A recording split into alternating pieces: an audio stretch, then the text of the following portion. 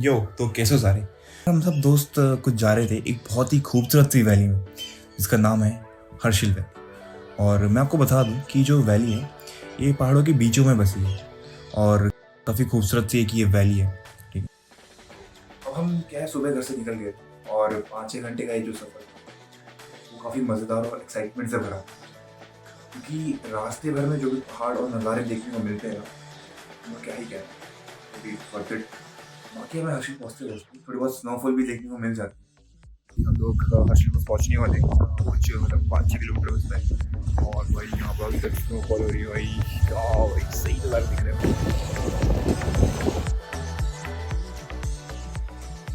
तो अब हम उधर पहुँचते हैं और सबसे पहले पहुँच के हम लोग वहाँ पर एक रूम ले लेते हैं और चेंज वगैरह कर लेते हैं, क्योंकि रास्ते भर में बारिश भी हो रही थी और काफ़ी भीग वगैरह भी गई। और उसके बाद हम लोग निकल जाते हैं हर्षिल की गलियाँ एक्सप्लोर। वही हम लोग हर्षिल पहुंच गए और अभी हम लोग ने मतलब रूम लिया था सबसे पहले और सही रूम मिल गया, मतलब ठीक ठाक है 4 बंदों के लिए। एंड वही थोड़ा थोड़ा चेंज किया भाई, ठंड लग गई थी, मतलब गीले हो गए थे, मतलब ठंड लग गई, गीले हो गए थे, बारिश हो रही थी रास्ते में, स्नोफॉल भी हो रही थी तो गीले वीले हो गए थे, तो चेंज किए हैं। और अभी हम बाज़ार घूम रहे हैं, मतलब ऐसे ही। तो अब अगले सुबह उठते हैं और सुबह सुबह उठ के हम सोचते हैं कि क्यों ना ट्रैक कर लिया जाए। जो हम लोग अभी उठे सुबह और भाई यार इनको क्या व्यू दिख रहा है, हम लोग बिल्कुल वादियों के बीच में है भाई, पूरी बर्फ पड़ी है यार, वो नहीं आता। तो अब हम लोग चले जाते हैं लामा टॉप के ट्रैक पे।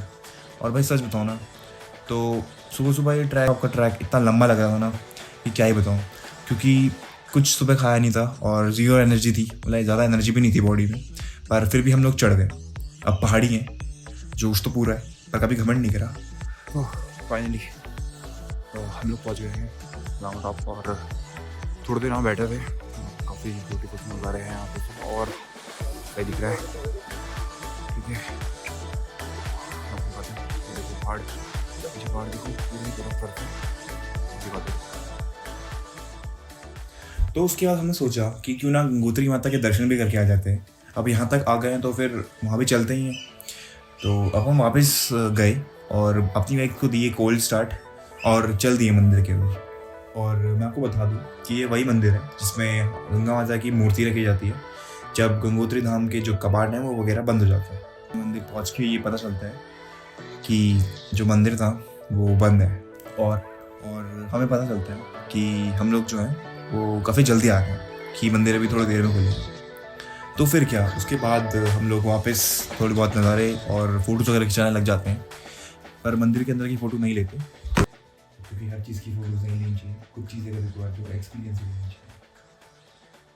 तो माता के दर्शन करने के बाद हमने थोड़ी गाँव वालों से बात करी और हमें पता चलता है कि जो मेन गंगोत्री धाम है वहाँ जाने का रास्ता जो है वो अब खुल चुका है और वहाँ लोग जा सकते हैं। हमने सोचा कि वहाँ भी चलते हैं, तो हमने फिर बाइक स्टार्ट करी और हम वहाँ चले गए। और हम जैसे ही धाम पहुँचते हैं हमें पता चलता है कि पूरा जो गंगोत्री धाम है वो भी बंद है, कोई भी दुकानें भी नहीं खुली थी, सब कोई भी अपने सारे सब घर में ताला लगा हुआ था। और हो भी क्यों ना बंद, क्योंकि वहाँ बर्फ़ ही इतनी पड़ी थी, मेरा पैर पूरा अंदर धस चुका है भाई, मतलब चल रहा हूँ पूरा बर्फ और तो भाई पैर धस रहे हैं, इतनी ज़्यादा बर्फबारी हुई है वहीं जगह, बहुत सही है भाई। चलो भाई दिखाते हैं आगे। तो फिर हमने वहाँ कुछ देर बाद मंदिर ढूंढा और मंदिर के अंदर जाके बैठ गए। अब हालांकि मंदिर पूरा खाली था, बट वहाँ बैठे बैठे हम लोग बहुत सारी पॉजिटिव एनर्जीज़ को फील कर पा रहे थे। वहाँ का एक अलग ही इन्वायरमेंट था, तो हम वहाँ कुछ देर ऊपर बैठ के नीचे आ गए घाट पे। तो भाई अभी हमने गंगा जी में डुबकी लगाई है और तो ठंडे मौसम में डुबकी लगाई, तो भाई तुम सोचो पानी कितना ठंडा होगा। और भाई पानी सही में बहुत ठंडा है यार, मतलब जितना सोचा था ना भाई उससे ज़्यादा ठंडा है भाई। ये मतलब डायरेक्ट ग्लेशियर से आ रहा है भाई दोस्तों, भाई बहुत ठंडा है भाई, पर मज़ा आ गया यार भाई, बहुत मज़ा आया। फिर कुछ देर वहाँ घूमने और बर्फ़ में खेलने के बाद हम लोग वापस निकल जाते हैं हर्षिल वैली के लिए। और हर्षिल वैली पहुँचते पहुँचते हमारा स्वागत करती है वहाँ की स्नोफॉल। तो फिर अब हम लोग वापस आ जाते हैं और शाम को हम थोड़ा रेस्ट कर लेते हैं। और थैंक्स टू द हमारा लाइफ सेवर जो हमारा हीटर था, क्योंकि उस टाइम वहाँ पर काफ़ी गर्म रखा और हमारे सारे गीले कपड़े भी सुखा दिए। फिर भाई हम रात घूमते हैं और वापस रूम में आ जाते हैं। तो अब सुबह सुबह मेरी नींद थोड़ा जल्दी खुल जाती है और मैं चला जाता हूँ बाहर घूमने। यो अभी बज रहे हैं सुबह के 6 और भाई मौसम खुलने लग गया है, मतलब सनराइज होने वाला है। तो मैं बाहर ही घूम रहा था, सोचा भाई देखते बाहर क्या चल रहा है। भाई रात भर तो रात भर बारिश और स्नोफॉल हुई है। तो भाई अभी पहाड़ जो है ना वो बहुत प्यारे दिख रहे हैं, ऐसा लग रहा है बर्फ से ढक के। हाफ साइड के पहाड़ ऐसा लग रहा है पूरा बर्फ से ढका हुआ है। तो कभी मैं दिखाता हूँ अगर आए कैमरे में, तो है ना आँखों में बहुत प्यारा लगता है देखने में। हर चीज़ रिकॉर्ड नहीं की जा सकती।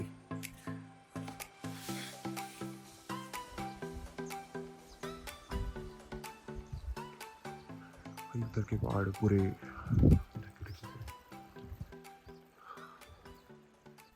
तब वक्त आ गया था वापस घर को निकलने का।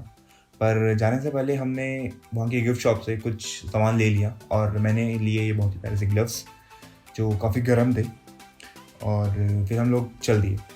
पर अलविदा कहने का वक्त आ गया था इन पहाड़ों को, इन वादियों को, इन झरनों को और उन गलियों को। वापस जाने का मन तो नहीं कर रहा था, बट क्या करें, वापस जाना ही था। तो फिर हम लोग वापस अपनी बाइक स्टार्ट करते और निकल जाते हैं घर की ओर। फिर रास्ते में भी इतनी सारी बर्फ़ पड़ी तो हमने रास्ते में भी मौज काट के हम लोग वापस देहरादून आए। और देखते ही देखते हमें पता नहीं चला कि देहरादून कब आ गया और जो हमारा सफ़र है हर्षी वाली का यहीं पर खत्म। तो हम लोग घर आ गए और अभी हम लोग वापस काफ़ी लेट आए थे, मतलब 8 घंटे की राइड करी है। बारी बारी करते क्योंकि यार थक जाते थे और भाई बम का बैंड बज चुका है।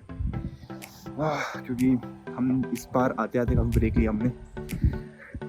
तो भाई बस अब इतना ही, बाकी तो चलते हैं। बाय। लोग लेते हैं, जल्दी मिलते हैं नेक्स्ट डे और एक नई